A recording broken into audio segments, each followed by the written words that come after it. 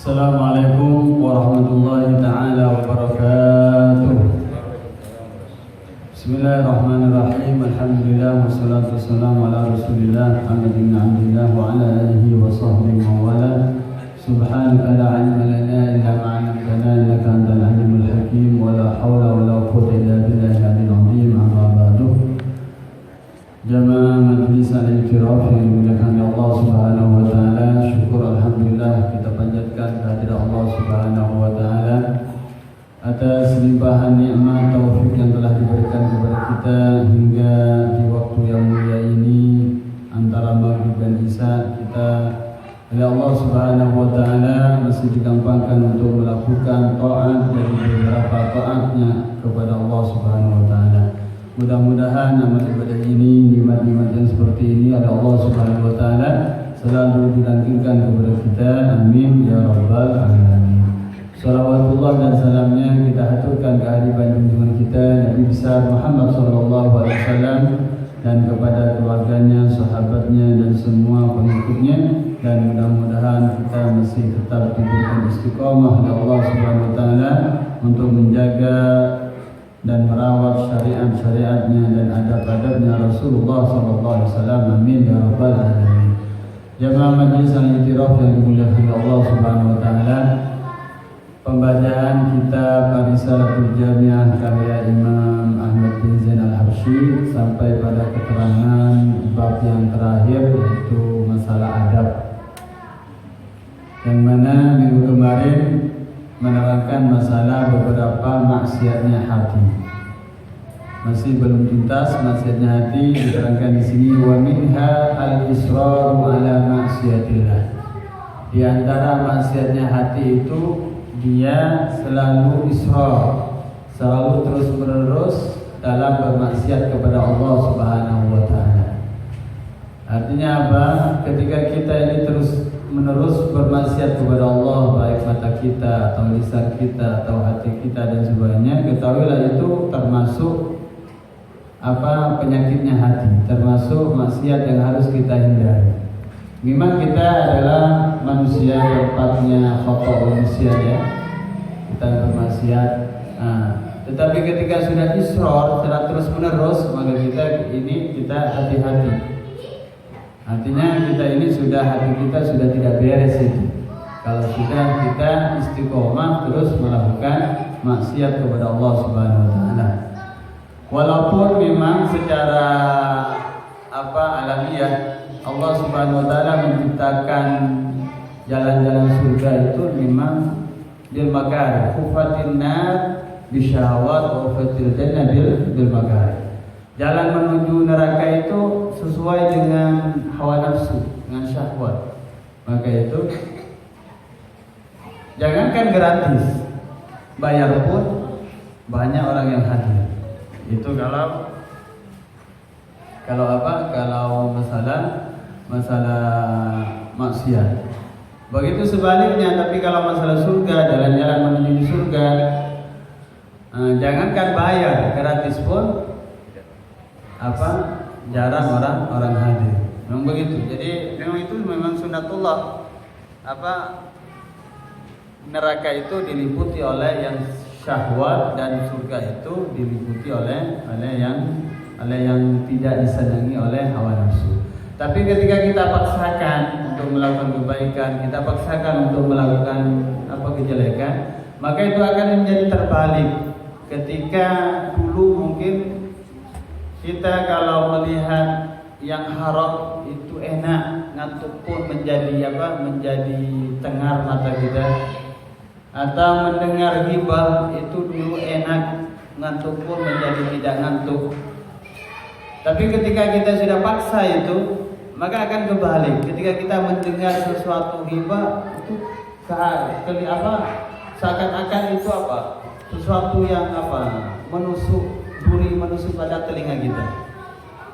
Walaupun itu butuh proses sehari, 2 hari, seminggu, 2 minggu. Kadang kita sudah nyampe ke situ, turun lagi, merasa enak, bermaksiat lagi.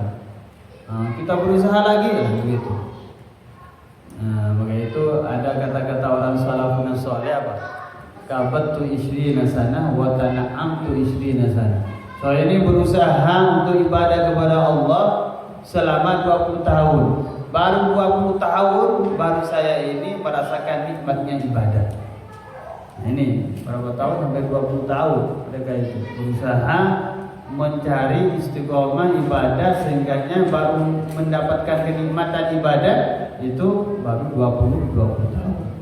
Nah, itu ada antara doa adalah yang sering kita dengar, Allahumma harrimni ladzata maksiatik. Ya Allah, haramkan bagi saya ini ladzahnya bermaksiat kepadamu. Warzuqni ladzat ta'atik, dan berikan rezeki saya ladzat ta'atmu, lezat melakukan taat kepadamu. Itu diantara kita agar kita terhindar tidak selalu sering melakukan maksiat. Jadi minta kepada Allah, ya Allah haramkan bagi saya ini ladzat maksiatmu, sebab manis maksiat ini, enak maksiat, lezat maksiat. Ya Allah tolong pahitkan maksiat itu pada saya, dan berikanlah saya itu lezat untuk bertaat kepada Engkau. Jadi yang selanjutnya israr ala maksiatillah, ini termasuk penyakitnya hati. Wal bukhlu bima aujaballahu ta'ala, bakhil dengan sesuatu yang diwajibkan oleh Allah Subhanahu wa taala. Contohnya seumpamanya kita orang yang wajib mengeluarkan zakat tidak mengeluarkan zakat, itu termasuk penyakit hati, ada rasa bukhul fikir. Contohnya kita ini orang yang diberikan kegampangan oleh Allah, seumpamanya harta atau tenaga atau apa dan sebagainya, nah, kita bakhil tidak mau menginfakkan, dan itu dasarnya itu adalah termasuk dari maksiatnya hati.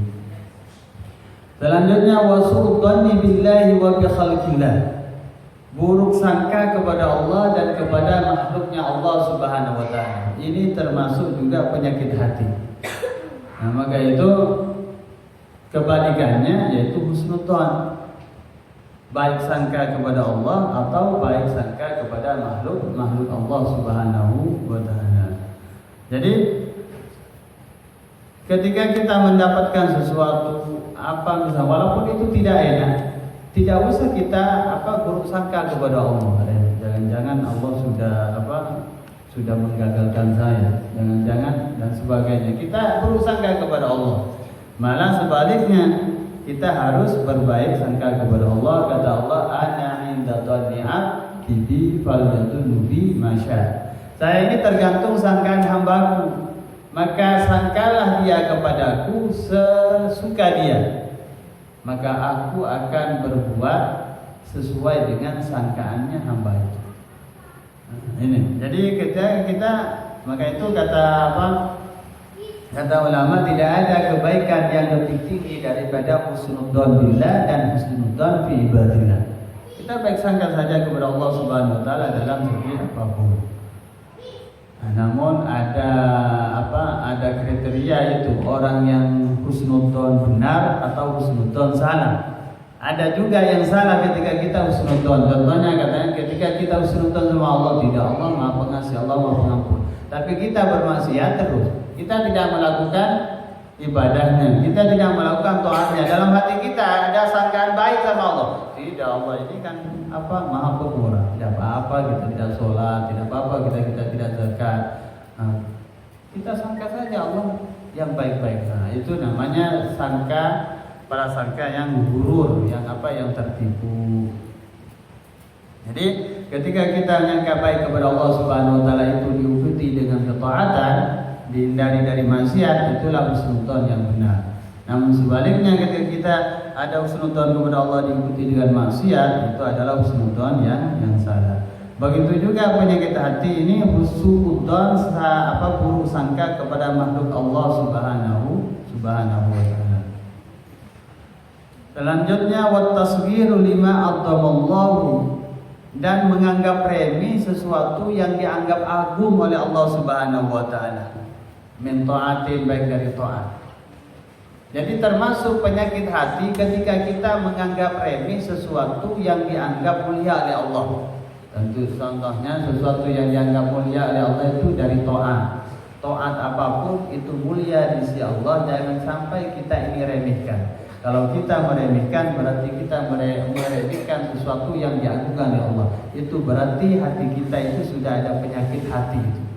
Jadi dari saking dan tanda penyakit hati adalah dia menganggap kecil apa-apa yang dianggap besar oleh Allah Subhanahu wa taala. Apalagi dalam suatu hadis ya, Allah Subhanahu wa taala dalam hadis qudsi bahwa dalam hadis Rasulullah, hadis Nabawi, bahwa Allah Subhanahu wa taala menyembunyikan ridhonya dalam taatnya. Maka jangan remehkan barangkali di taat itu ada ridho Allah Subhanahu wa taala. Kita tidak tahu kita akan mendapatkan ridho Allah Subhanahu wa taala dari amal yang mana itu dirahasiakan oleh Allah Subhanahu wa taala. Maka ketika ada amal taat sekecil apapun jangan kita remehkan. Mungkin ridha Allah lewat situ pembuka ridha Allah Subhanahu wa taala.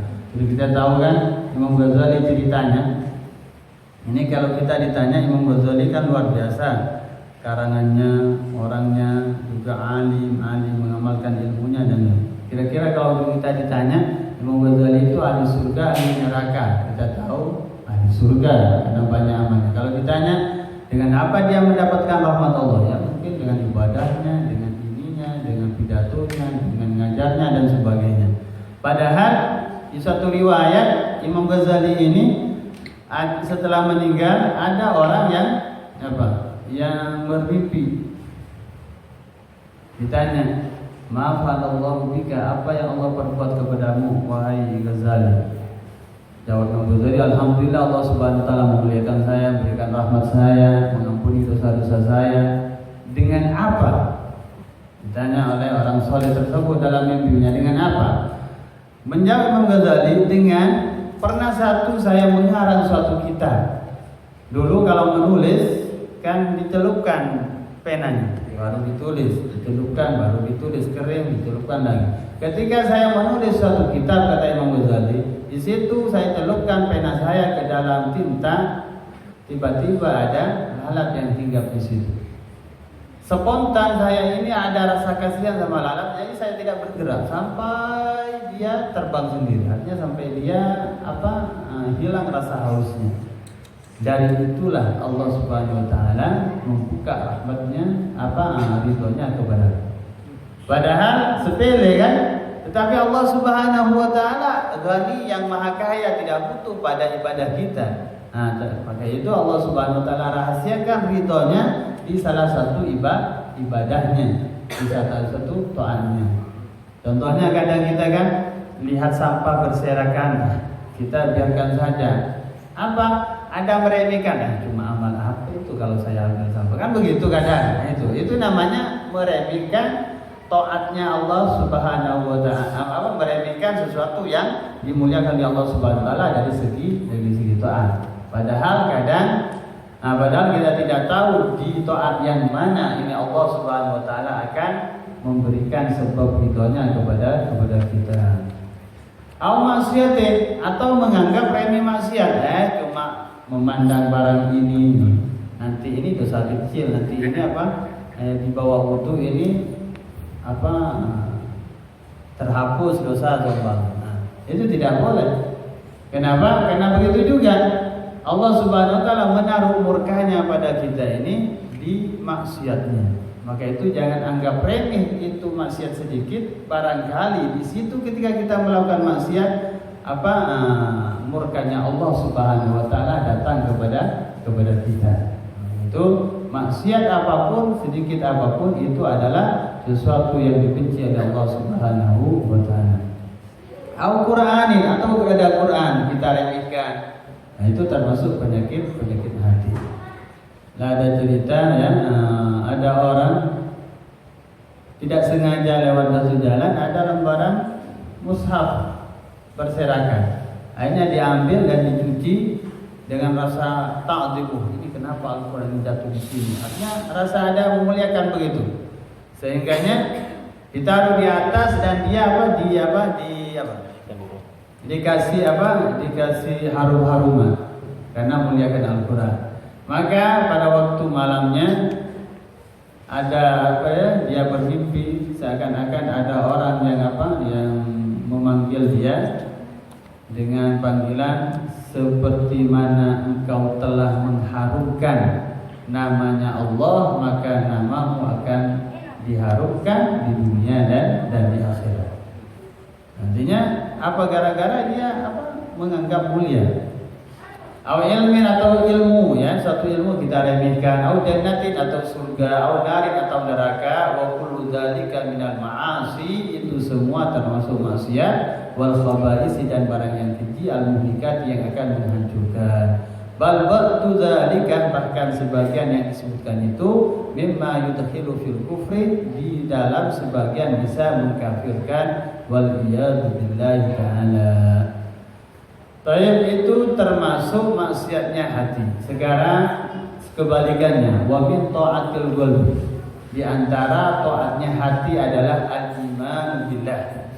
Jadi iman billah ini termasuk taatnya hati. Seperti kemarin saya bilang bahwa tidak ada ibadah yang melampaui taatnya hati.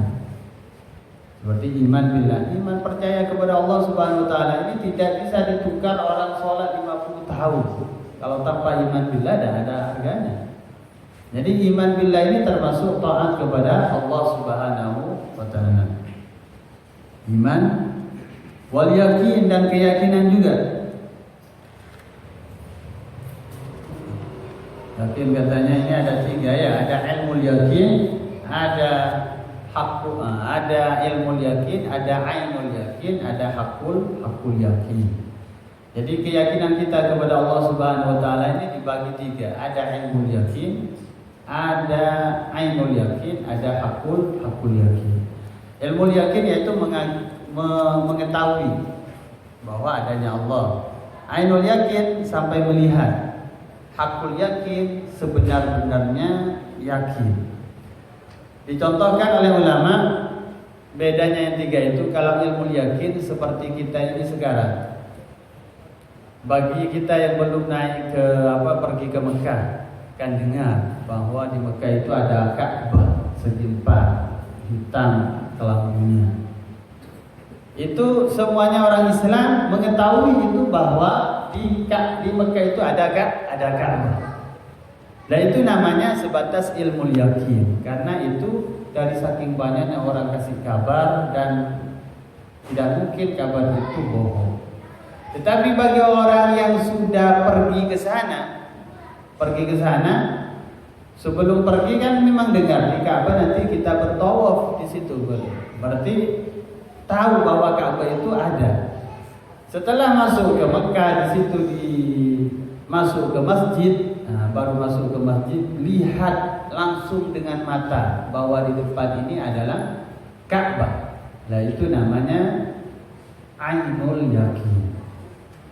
Ketika sudah tambah dekat sambil mencium Hajar Aswad, sambil berdoa di multazam, sambil pegang kelambunya, sambil mengelilingi, itu namanya hakul yakin. Nah, itu derajatnya, yang mana setiap derajat juga ini berbeda satu sama lain. Nah, mudah-mudahan ya, ini nikmat yang paling besar yang diberikan oleh Allah Subhanahu wa taala adalah masalah keyakinan. Itu kata Sayyidina Ali, lau rufi'al hijab, andaikan hijab itu dibuka antara saya dan surga, antara saya dan neraka, mazattu yakinan, tidak akan bertambah keyakinanku. Tidak akan bertambah keyakinanku. Kenapa? Karena keyakinannya sudah memang mentok. Sudah tidak bisa ada keraguan sedikit pun. Seperti ini. Contohnya seumpamanya. Di depan saya ini ada kamera. Saya lihat begitu. Begini. Terus nanti ada orang yang jujur, sombong, Habib Segaf, kasih tahu sama saya ini depan kamu itu ada kamera. Apakah dengan adanya kabar itu bertambah keyakinanku bahwa depan itu ada kamera? Tidak ada, sudah. Kenapa? Karena sudah mentok keyakinan saya bahwa depan saya ini ada kamera. Lah begitulah Imam Ali pada surga, pada neraka, pada akhirat. Ketika sudah andaikan diambil itu, maka itu hijabnya itu tidak akan bertambah. Lain dengan kita ya. Kalau saya tidak usah dibuka itu surga neraka di hadapan saya. Mimpi tadi malam, jadi kami ini mau mati 2 hari. Yang datang sombong min auliyaillah. Sudah, keyakinan saya itu bertambah pasti. Yang main game berhenti saya sudah. Yang waktu yang kurang digunakan untuk kebaikan itu diisi dengan kebaikan. Kenapa?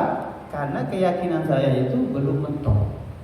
Masih sebatas ilmu yakin. Itu pun ilmu yakinnya mungkin paling bawah masih. Itu.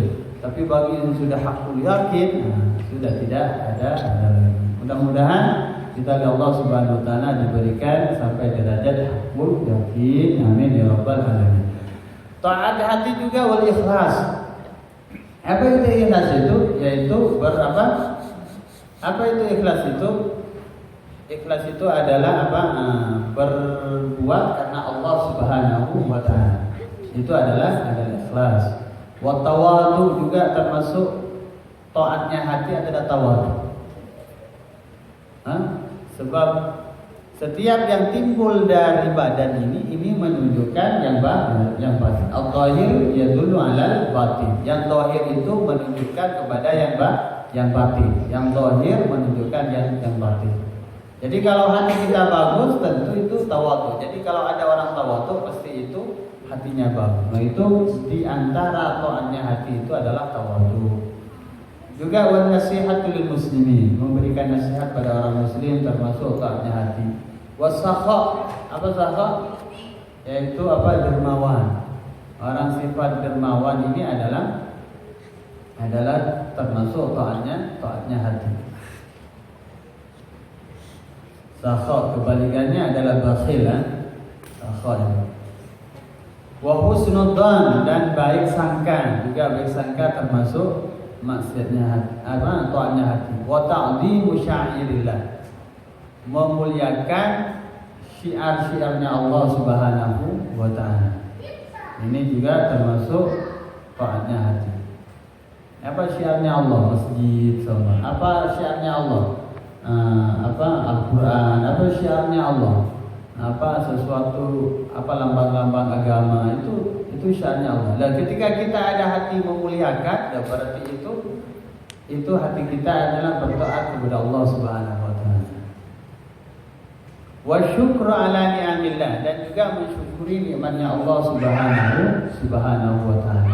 Ketika kita bersyukur pada nikmatnya Allah Subhanahu wa taala, itu berarti hati kita bertaat. Kal Islam, seperti Islam ya, alhamdulillah setiap hari kita bersyukur, alhamdulillah Islam kita masih dijaga dalam dada kita.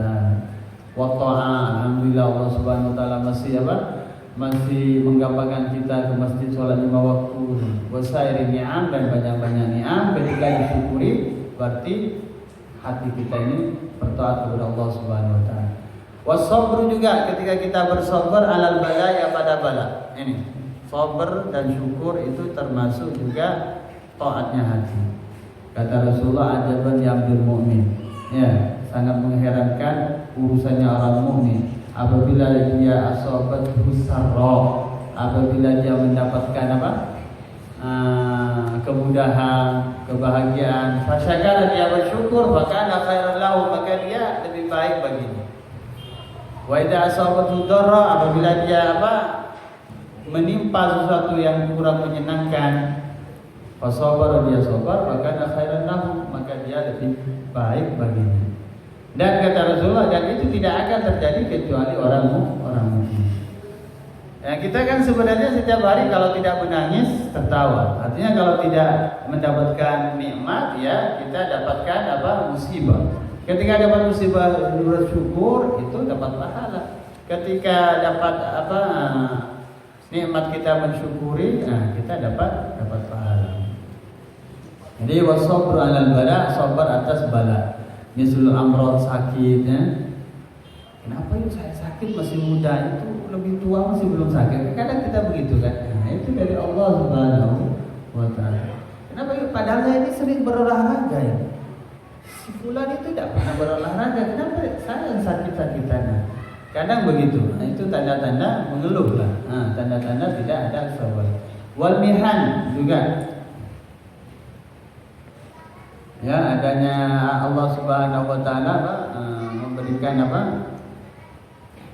bersabar terhadap cobaan, penyakit, bencana, wa mautil ahibbah, dan meninggalnya orang yang kita cintai.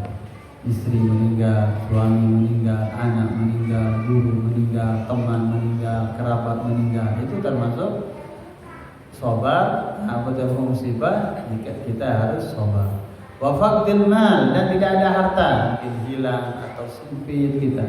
Subhanallah, harta ini bagi seorang sehari ini untuk mendapatkan 10.000 kadang harus berjam-jam. Tapi sebagian orang oleh Allah Subhanahu wa taala digambarkan. Wa tasallutin nas, dan orang lain bisa menguasai dia, itu juga termasuk taatnya hati.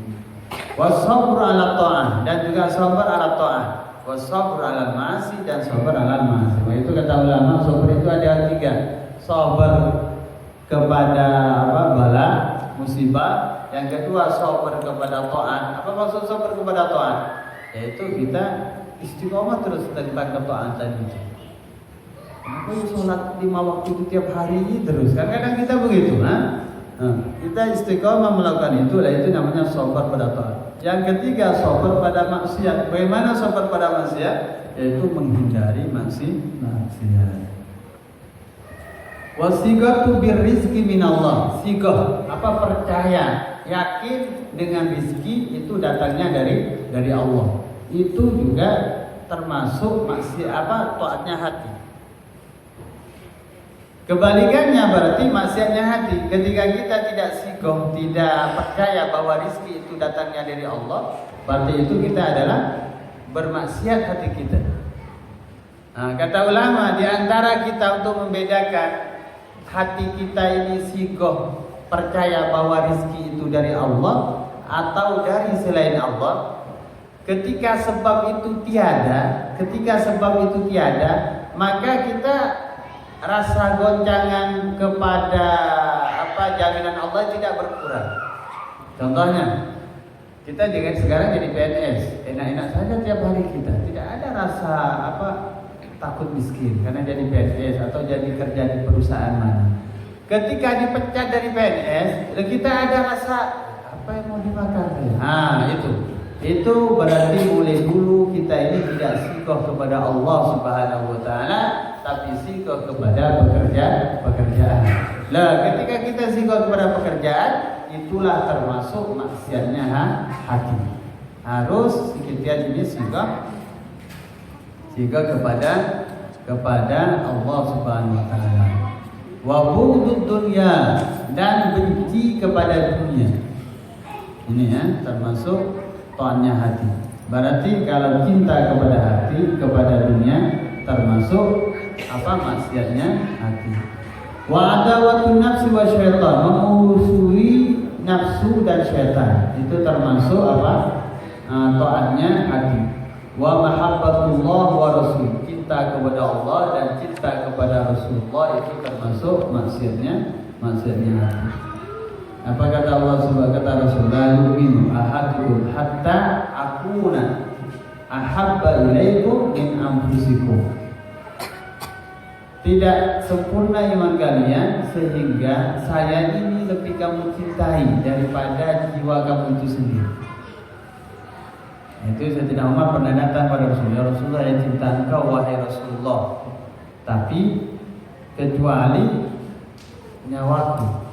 Artinya kalau disuruh pilih nyawanya Sayyidina Umar dengan nyawanya Rasulullah, Sayyidina Umar tidak mampu masih untuk mengorbankan nyawanya. Nah, kata Rasulullah, lah ya Umar, belum wahai Umar. Akhirnya beberapa hari, beberapa minggu, beberapa bulan datang lagi. Hatta, kata Sayyidina Umar, sampai cintaku padamu ya Rasulullah melebihi daripada jiwaku sendiri. Nah, kata Rasulullah, al-an ya Umar, baru kamu sekarang ini namanya orang ini. Ya, Ya, wa sahabati dan sahabatnya, wa ahli baitihi dan ahli baitnya, ya, dan sahabatnya Rasulullah. Kita harus mencintai sahabatnya Rasulullah. Nah, bukan seperti sekelompok orang dia itu membenci sahabatnya Rasulullah. Tidak boleh. Kata Allah radhiyallahu anhum, Allah ridha kepada mereka. Ini urusannya Allah, kita tidak boleh bercampur sama mereka. Ini karena hak suhbah, nikmatnya bersahabat dengan Nabi. Sampai dikatakan oleh ulama, sahabat yang paling kecil itu derajatnya di sisi Allah tidak bisa ditandingi oleh ulama yang paling tinggi selain sahabat. Tidak bisa ditandingi. Karena nikmat apa? Nikmat berteman. Karena sudah berteman dengan orang yang paling mulia itu Rasulullah, maka dia menjadi orang yang mulia. Juga ahli baitihi, keluarganya Nabi, wajib kita ini mencintai. Kadang sekelompok orang ini tidak mau mencintai keluarga Nabi. Nah, ini ada gigit, ada ciri. Ada. Kenapa kita? Kenapa tidak mau? Kenapa kamu cium tangan orang itu, keluarga Nabi? Nah, kenapa? Ini tanda mahabbahnya saya kepada dia, maka saya cium tangannya dia. Tanda-tanda cintanya saya ini kepada dia, yang mana syariat menganjurkan. Itu kan tidak berilmu orangnya, itu kan tidak berilmu, sopan, itu bukan urusannya saya. Urusannya saya adalah menghormat dia karena ahli baitnya Rasulullah Shallallahu Alaihi Wasallam. Itu urusan saya. Ini kan menjadi keluarga Nabi itu termasuk nikmat daripada nikmatnya Allah. Seperti contohnya, saya kaya, terus ada orang, sumpah saya kaya, ada orang iri sama saya karena saya punya harta. Bagaimana dia? Tidak boleh kan? Sama dengan ada ahlul bait, kemudian saya iri sama dia. Ini Allah yang ngatur. Fulan jadi ahlul bait, fulan jadi orang alim, fulan jadi, itu kan termasuk macam-macam nikmat Allah Subhanahu wa Ta'ala. Dan ini kadang ada suatu kelompok ini buhut, benci kepada ahlul bait. Tidak boleh. Syariat sudah sudah menganjurkan. Apa kata Allah Subhanahu wa Ta'ala? Wa yutahhirukum tathira. Allah Subhanahu wa Ta'ala menyucikan mereka. Jadi kewajiban kita ini itu mencintai. Adapun mereka ini dan itu urusannya mereka. Tidak ada ikut campur sebenarnya. Sama dengan kita ini diberikan kelebihan oleh orang, oleh Allah Subhanahu wa Ta'ala, kaya sumpah. Terus ada orang iri sama kita, terimakan kita iri? Tidak terima kita. Nah, begitu. Sama juga dengan ada ahlul bait, itu sudah nikmat oleh Allah diberikan sama dia. Tidak boleh kita iri sama dia. Saya juga termasuk taatnya hati tabiin, ya, para tabiin sholihin dan para orang saleh. Wa kunu ma'as sholihin. Kata Allah Subhanahu wa Ta'ala, ya, jadilah kamu ini bersama orang-orang yang soleh. Malah doanya salah satu nabi itu agar Allah menjadikannya sebagai orang soleh.